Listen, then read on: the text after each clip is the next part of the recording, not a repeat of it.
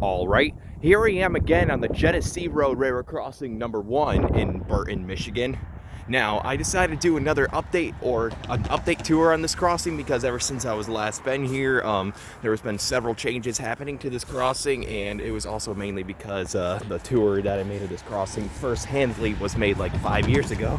So this is going to be an updated tour on the Genesee Road crossing owned by the C.R. Flint subdivision, and yeah, I don't think there's anything coming at the moment, and it's a pretty basic setup. So I guess with all that said, let's go ahead and get onto it. So for the first signal, this has a SafeTran base, and here's the emergency information. The dot tag for this crossing, the dot number is 283800S, and there doesn't appear to be any signs of any older emergency information or anything, but oh well.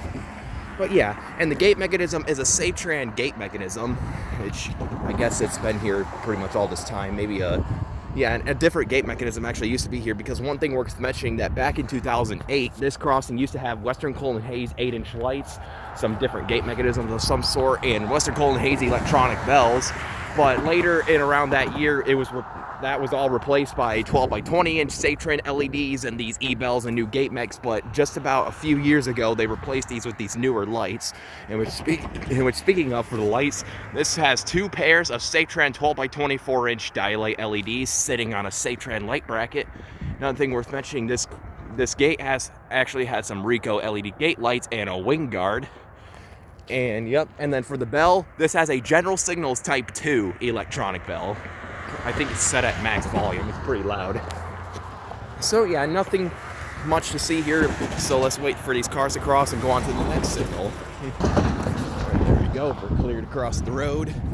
And as you can see, they also replaced the crossing board from the rubber grade to the asphalt grade over these past few years, I think.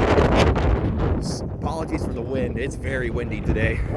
But yeah, here is the second signal, which is similar to the first. It has another SafeTran base. And here's the emergency information, the dot number once again. And then for the gate mechanism, this has another SafeTran gate mechanism with Ricoh LED gate lights on the gate and a wing guard.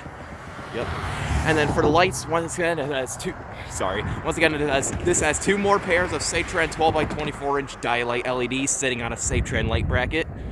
And the bell is another General Signals Type 2 electronic bell. Kind of looks newer, doesn't it? Not really. But yeah, that is there to show, pretty much nothing else has changed other than probably like a bell replacement, and also most majorly the light replacement.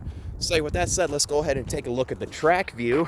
Down there is heading towards Belsey Road, Irish Road, Gale Road, and you'll eventually find yourself into the Davison area.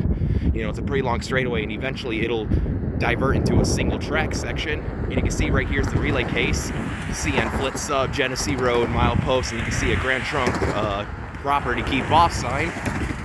And then down there is heading towards Center Road, both the Center Road crossings, and you can see the junction that protrudes out where the CSX trains from the Saginaw sub could go on and have trackage rights on this line. It's kind of cool. And you can see there's a deer crossing the tracks now.